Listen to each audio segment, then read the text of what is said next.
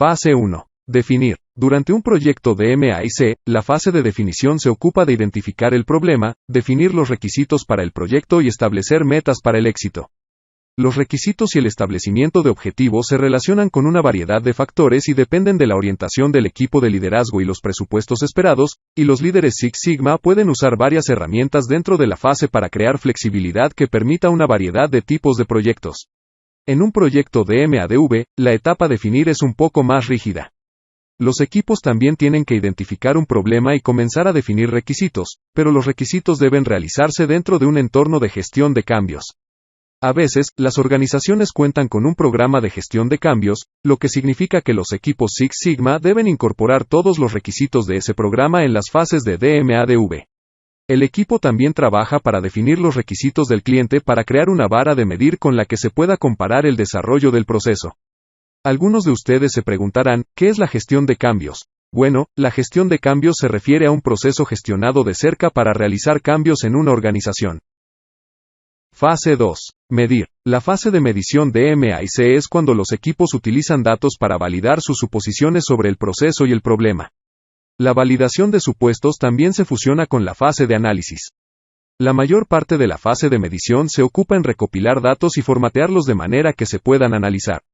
Medir puede ser una de las tareas más difíciles en un proyecto Six Sigma si los datos aún no se están capturando. Los equipos pueden tener que crear herramientas para capturar datos, crear consultas para datos digitales, examinar enormes cantidades de datos para encontrar información relevante o capturar datos a mano en algún proceso manual. Después de validar los supuestos de la etapa definir con datos reales, el equipo puede volver a examinar las declaraciones de problemas, las metas y otras definiciones relacionadas con el proceso. Si el equipo sale de define con un borrador de estas cosas, deberían dejar medir con un borrador final.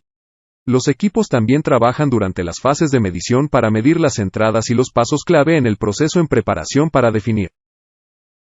Fase 3. Analizar. Durante la fase de análisis de un proyecto de M&A&C, los equipos desarrollan hipótesis sobre las relaciones causales entre entradas y salidas, y entre X y Y, reducen la causalidad a unos pocos vitales, utilizando métodos como el principio de Pareto, y utilizan análisis y datos estadísticos, para validar las hipótesis y suposiciones que han hecho hasta ahora. La fase analizar tiende a fluir hacia la fase mejorar en un proyecto de M&A&C. Las pruebas de hipótesis para validar los supuestos y las posibles soluciones pueden comenzar en analizar y continuar en la fase de mejora. Un equipo que usa M&A&V también puede identificar relaciones de causa y efecto, pero generalmente están más preocupados por identificar las mejores prácticas y puntos de referencia para medir y diseñar el nuevo proceso.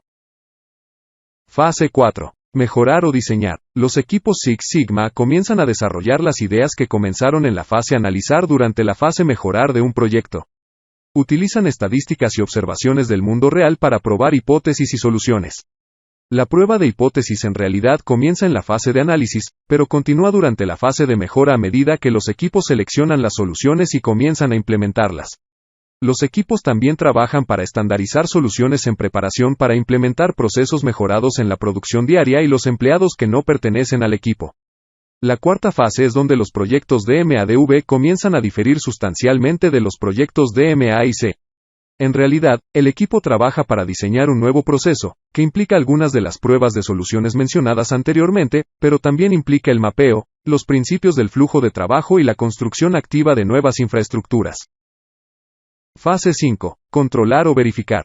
Para los equipos de M&A&C y M&A&V, la fase de control o verificación es donde se atan los cabos sueltos y el proyecto pasa a un entorno de trabajo diario. Se establecen controles y estándares para que se puedan mantener las mejoras, pero la responsabilidad de esas mejoras se transfiere al propietario del proceso. Durante la transición, el equipo de Six Sigma puede trabajar con el propietario del proceso y su departamento para solucionar cualquier problema con la mejora.